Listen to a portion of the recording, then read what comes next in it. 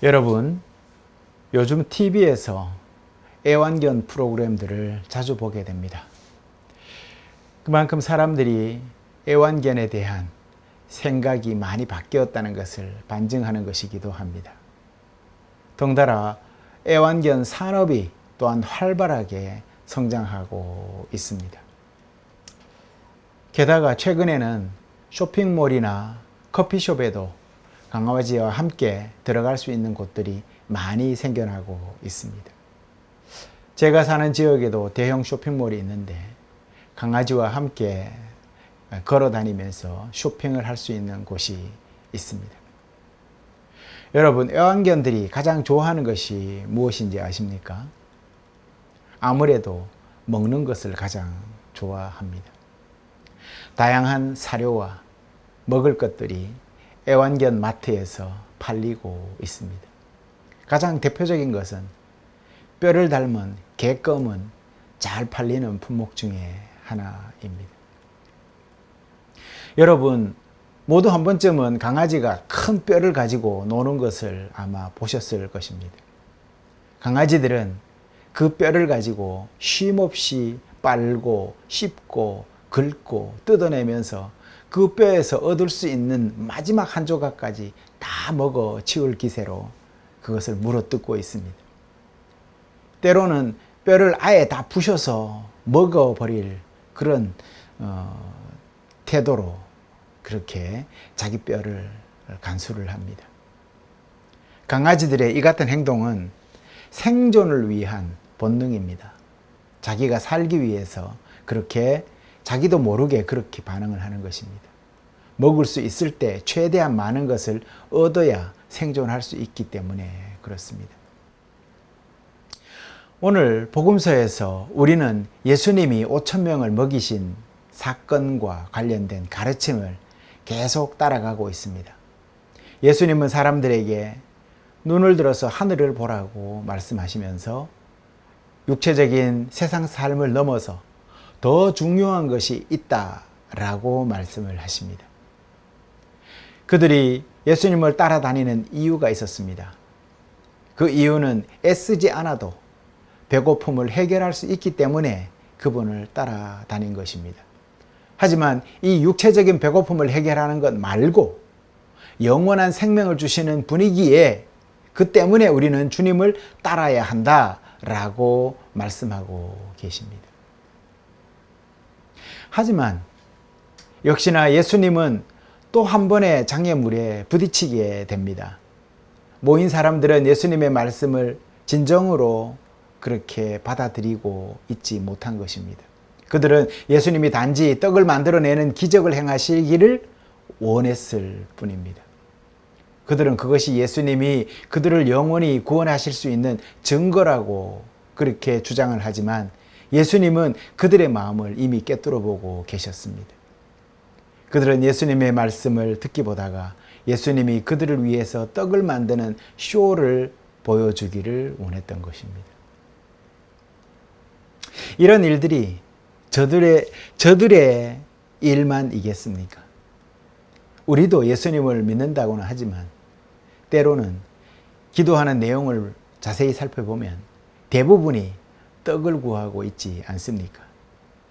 우리도 이런 유혹의 함정에 자주 빠지지 않습니까?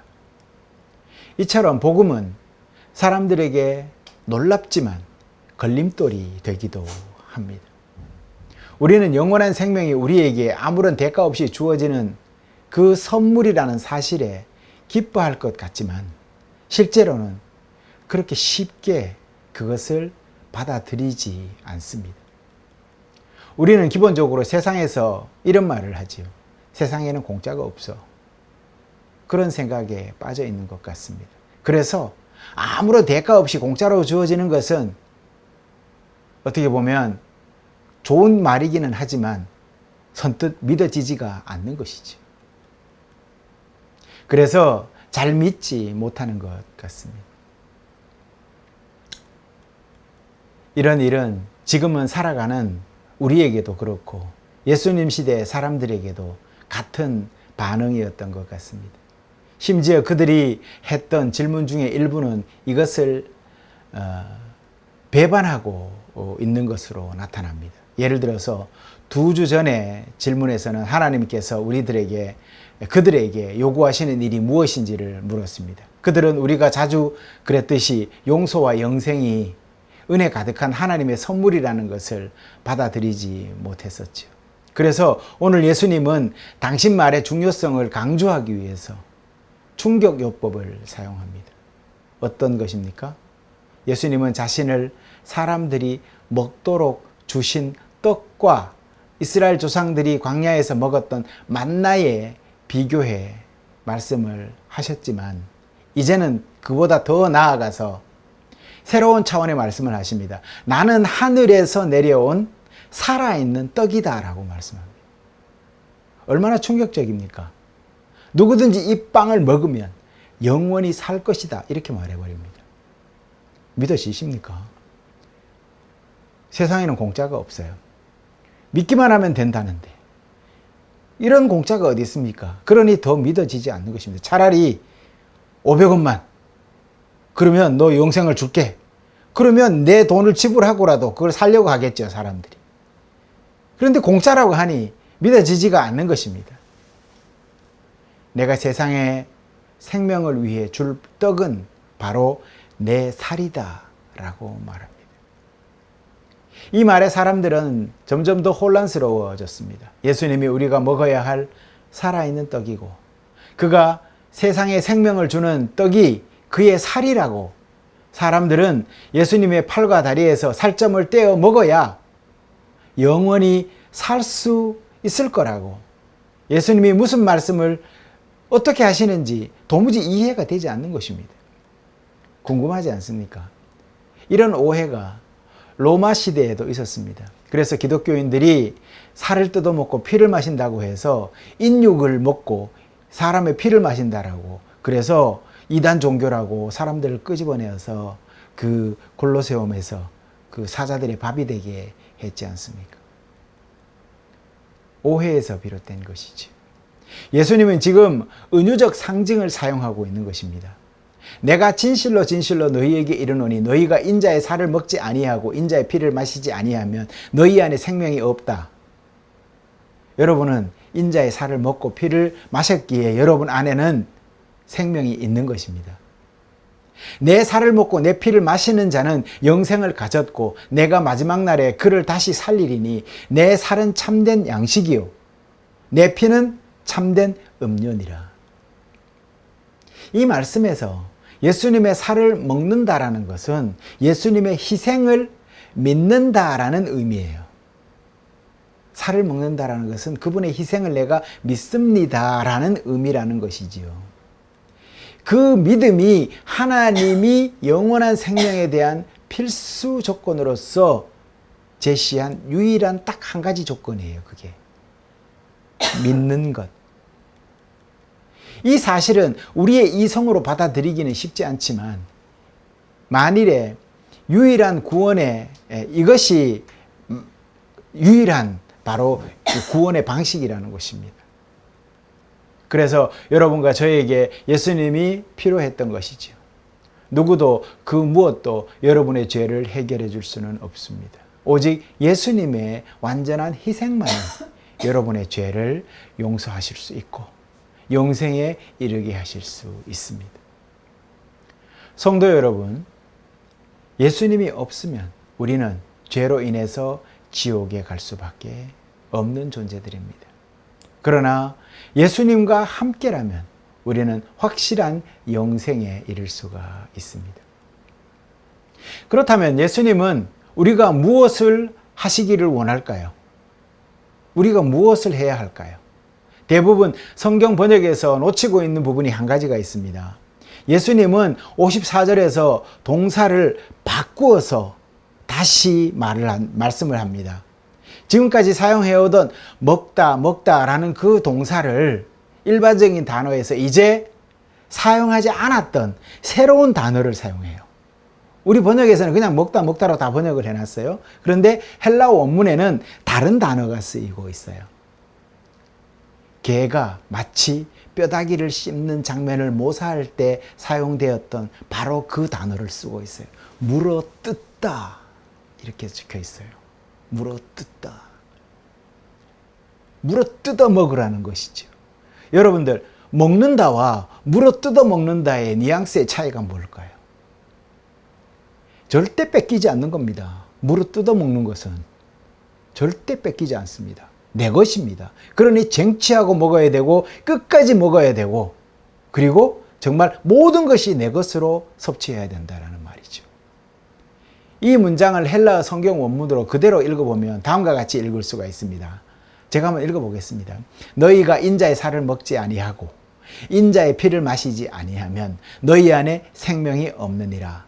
내 살을 씹어 뜯고 피를 마시는 자는 영생을 가졌고, 이렇게 직역할 수가 있습니다. 씹어 뜯고.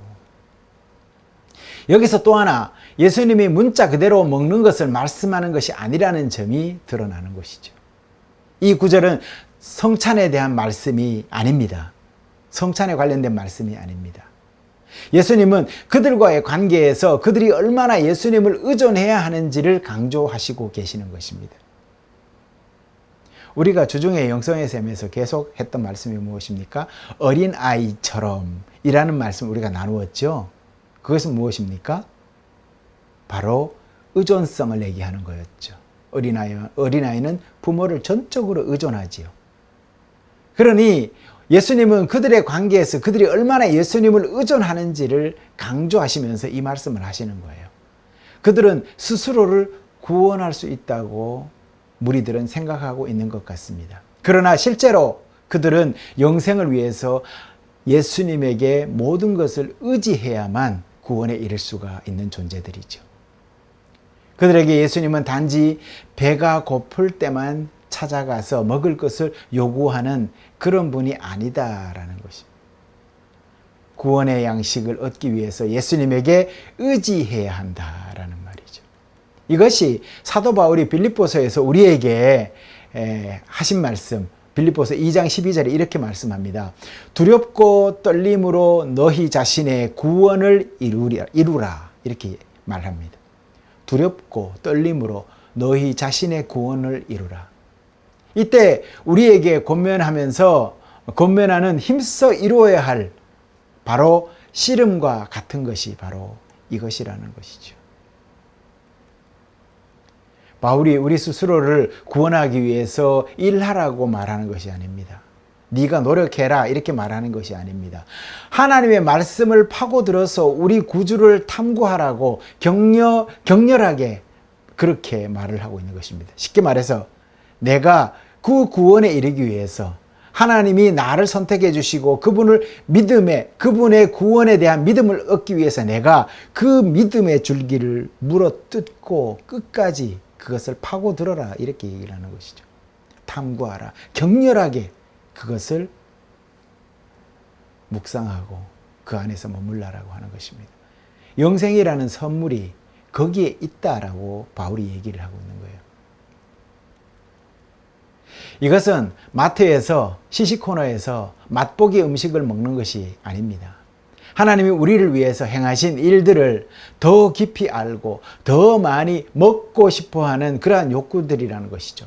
이것을 영적 갈망이라고 우리는 말을 하죠.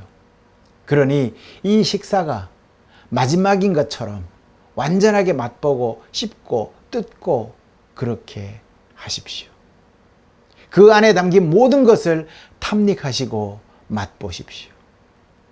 앞서 말했듯이 예수님은 이 구절에서 성찬에 대해서 언급하고 계신 것이 아닙니다. 그러나 예수님이 자신의 살을 먹고 피를 마신다라는 말을 하실 때 우리는 당연히 떠올리는 것은 성찬을 떠올릴 수밖에 없지요. 그러나 예수님의 이 말씀은 보다 일반적이고 더 넓은 의미에서 성찬보다는 신앙인의 일상 삶 속에서 행해야 할 것들을 가르쳐주고 있다라고 볼 수가 있습니다. 그러나 우리가 예수님을 씹어 뜯는 방법 중 하나는 그분의 식탁에 참여하는 것이죠. 예수님이 우리에게 빵과 포도주 아래에서 그의 몸과 피를 제공해 주실 때 이는 우리의 믿음을 강화하는 한 가지 방법이 되는 것입니다. 이는 우리가 우리 구주와 맺고 있는 이 친밀한 관계를 더 견고하게 하는 방법 중에 하나이고, 또 오직 그 삶과 죽음 안에서 거기에서만 용서의 좋은 소식을 완전히 맛보는 방법 중 유일한 것이라고 할 수가 있습니다. 예수님은 우리를 구원하기 위해서 당신 자신의 생명을 내어주셨습니다. 우리는 종종 이 삶의 진정한 의미를 놓치고 살아갈 때가 있습니다. 영생보다는 세상의 일에 더 집중하고 하나님의 사랑을 가볍게 여기기도 하고 오해하기도 합니다. 우리가 그 사랑을 받을 자격이 전혀 없지만 예수님은 우리에게 영원한 생명을 주셨습니다. 그러니 형제 자매 여러분, 이 놀라운 잔치를 앞에 두고 다른 일들의 정신을 빼앗겨서는 안 되겠습니다. 우리 구주를 깊이 있게 맛보십시오. 그분의 사랑을 완전히 받아들이고 그가 우리를 향해서 우리를 위해서 일하신, 그리고 그 일을 삶의 가장 중요한 부분으로 우리는 삼아야 하겠습니다. 그 안에서 우리는 영원히 살아갈 것입니다. 왜냐하면 이 모든 것이 하나님의 은혜로 우리 죄를 용서하고 천국의 완전함에 이루게 해주기 때문입니다. 하나님의 은혜와 사랑은 여러분의 영원한 생명의 양식이 될 것입니다. 그 양식을 마음껏 받아들이고 매일매일 더욱더 깊이 음미해야 하겠습니다. 마치 강아지가 뼈를 씹고 뜯으며 마지막 한 조각까지도 놓치지 않으려는 것처럼 우리도 예수님의 말씀과 사랑을 그렇게 대해야 하겠습니다. 그의 말씀에 힘을 얻고 그의 사랑 안에서 위로를 받으며 그분이 베푸시는 은혜를 온전히 누리며 살아가십시오. 그 안에서 진정한 생명이 솟아오를 것입니다. 하나님의 은혜로 인해 우리는 구원을 받았고 그 구원은 우리의 어떤 노력이나 공로가 아닌 오직 하나님의 사랑과 예수님의 희생 덕분에 주어진 것입니다. 이 진리를 깊이 새기고 매일매일 삶 속에서 그 은혜를 기억하면서 살아가십시오. 우리의 영혼을 구원하기 위해 모든 것을 주신 예수님을 더욱 사랑하고 그의 말씀을 간직하십시오. 그리고 우리에게 영원한 생명을 주신 하나님께 감사하며 그분의 사랑을 전하는 삶을 살아가시기를 바랍니다. 우리의 영원하신 생명의 양식이 되신 하나님께 감사와 찬양을 드립니다. 기도하시겠습니다.